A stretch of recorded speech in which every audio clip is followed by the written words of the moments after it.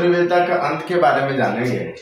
सन 1991 में क्या होता है कि सोवियत संघ, जिसको हम यूएसएसआर के नाम से जानते हैं, उसका विघटन हो जाता है। विघटन का मतलब डिसइंटीग्रेट हो जाता है। आप जान लीजिए कि सोवियत संघ कोई एक देश से बना हुआ नहीं था, ये एक संगठन था जो रशिया को मिला करके 15 गणराज्यों से मिलकर के बना हुआ था, 15 देशों से मिलकर के बना हुआ था, जिसमें से रशिया जो देश था वो मेन था, अहम था। तो 1991 में क्या हो जाता है कि यूएसएसआर का विघटन हो जाता है, डिसइंटीग्रेट हो जाता है, और इस प्रकार दो ध्रुवीयता का अंत हो जाता है। दो ध्रुवीयता का मतलब आप जान लीजिए कि उस समय 1945 से लेकर के 1991 तक पूरा यूरोप दो ग्रुप में बटा हुआ था। एक का नेतृत्व यूएसए करता था, दूसरा क्या का यूएसएसआर करता था। तो दो ध्रुवीयता, दो पावरफुल देश यहाँ पे था। तो जैसे ही यूएसएसआर का विघटन हो जाता है, यानी 15 छोटे गणराज्यों में ये डिवाइड हो जाता है, तो यूएसएसआर के विघटन के साथ साथ एक देश यूएसए, जिसको हम अमेरिका कहते हैं, और शक्तिशाली देश बचता है। अब विश्व में एकमात्र महाशक्तिशाली देश अमेरिका, जिसको हम यूएसए के नाम से जानते हैं, वो बचता है, और विश्व एक ध्रुवीय हो जाता है। मतलब पूरे विश्व में, पूरी दुनिया पे एक राष्ट्र, अमेरिका का हुकूमत, आप जानते हैं, होता है। अब हम बात करेंगे बर्लिन की दीवार के बारे में। बर्लिन की दीवार के बारे में इससे पहले भी हम जानते हैं कि बर्लिन की दीवार का काम क्या था। तो हम सब जानते हैं कि जर्मनी एक कंट्री हुआ करता था, और जर्मनी का राजधानी हुआ करता था बर्लिन। बर्लिन को दो भागों में इस तरीके से डिवाइड कर दिया गया, एक ईस्ट वेस्ट टाइप करके। एक का नेतृत्व, आधे का नेतृत्व कौन करता था? अमेरिका करता था, जिसको हम यूएसए के नाम से जानते हैं, और एक साइड का नेतृत्व कौन करता था? यूएसएसआर करता था, सोवियत संघ। तो बर्लिन की दीवार के बारे में हम जान लेते हैं। तो बर्लिन की जो दीवार है वो 1961 में बनी थी। कब बना था? 1961 में बर्लिन की दीवार बनाई गई थी। उसके बाद बर्लिन की दीवार को बनाने में 28 साल का टाइम लगा था। कितने साल का टाइम लगा था? 28 साल का टाइम लगा था बर्लिन की दीवार को बनाने में।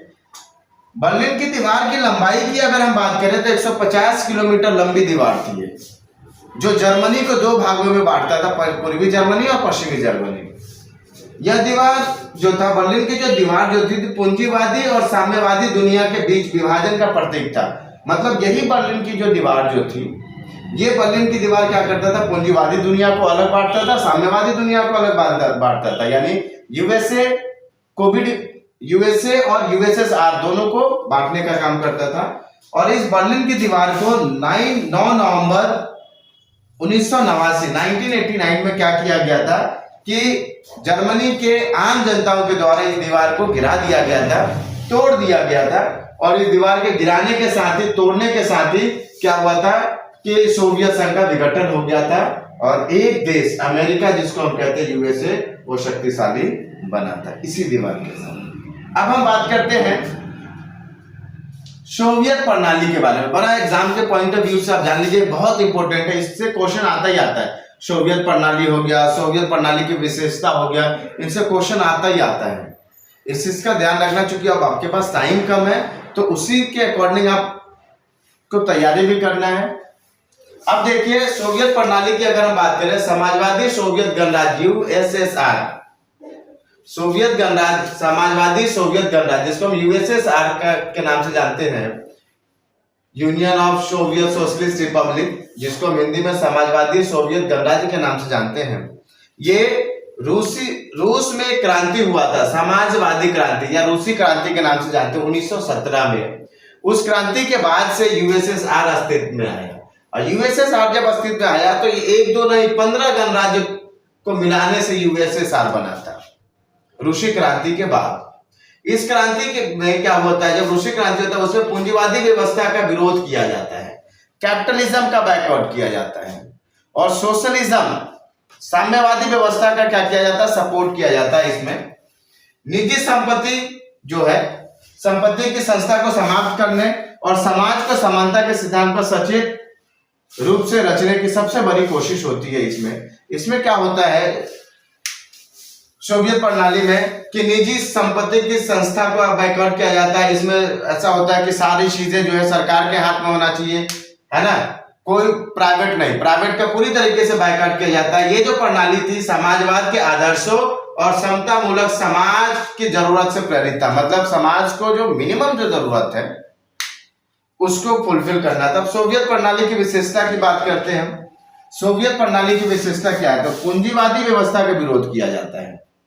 सोवियत प्रणाली में पूंजीवादी व्यवस्था का विरोध किया जाता है, समाजवाद के आदर्शों से प्रेरित होता है, मतलब समाजवाद का सपोर्ट किया जाता है। सोवियत प्रणाली में नियोजित अर्थव्यवस्था था। नियोजित का मतलब यहाँ जो अर्थव्यवस्था था, यहाँ जो इकोनॉमिकल सिस्टम था वो फुल प्लान्ड था, प्लानिंग के साथ था, इसको हम कहते हैं नियोजित। यहाँ एक पार्टी का सरकार होता था, एक पार्टी का रूल था और उस पार्टी का नाम था कम्युनिस्ट पार्टी का दबदबा था। कम्युनिस्ट पार्टी को हिंदी में साम्यवादी पार्टी भी कहते हैं, इसका दबदबा हुआ करता था। न्यूनतम जीवन स्तर की सुविधा सभी नागरिकों को उपलब्ध था। न्यूनतम जीवन स्तर जानिए, आज हम जानते हैं रोटी कपड़ा और मकान होता था कि लोगों को खाने के लिए खाना मिल जाए, रोटी मिल जाए, ब्रेड मिल जाए, रहने के लिए घर मिल जाए, बच्चों को पढ़ाई के लिए अच्छी स्कूल मिल जाए, स्वास्थ्य के लिए हॉस्पिटल्स मिल जाए, सड़कें मिल जाए, संचार मिल जाए, ये सारी चीजों का व्यवस्था सरकार को करना था। न्यूनतम जीवन स्तर की सुविधा नागरिकों के लिए अवेलेबल था। बेरोजगारी तो बिल्कुल नहीं था। सोवियत प्रणाली में बेरोजगारी नहीं थी, बहुत कम था। उन्नत संचार प्रणाली था। उन्नत संचार प्रणाली का मतलब जानिए, संचार प्रणाली क्या था? यातायात का साधन वेल डेवलप था, है ना, कम्युनिकेशन का साधन वेल डेवलप था, एक जगह से दूसरी जगह सामान ले जाने लाने का साधन वेल डेवलप था। तो ये सारी थी। मलकियत का प्रमुख, मलकियत कहते हैं जितने भी चीजें हैं देश के अंदर, उसका जो प्रमुख था कौन था? राज्य था। राज्य कह लीजिए सरकार, मतलब देश के अंदर जो चीजें भी होगा, चाहे कल हो, कारखाना हो, फैक्ट्री हो, एग्रीकल्चर हो, कुछ भी हो, इसका मालिक कौन होगा? सरकार होगा। उत्पादन के साधनों पे राज्य का नियंत्रण होगा। प्रोडक्टिविटीज की अगर हम बात करें, जितने भी चीजें प्रोड्यूस हो रहा है, बन रहा है, उस पे जो है राज्य कहते हैं गवर्नमेंट को, यानी आप कह सकते हो सरकार का दबदबा था, सरकार का नियंत्रण था, सारी चीजें सरकार के हैंडल में था, सारी चीजें सरकार के हाथ में था। तो इसको बड़े अच्छे से आप लोग रिवाइज कीजिएगा, क्योंकि आपके पास एग्जाम का टाइम कम है। ठीक है ना, फिर मिलते हैं नेक्स्ट क्लास में।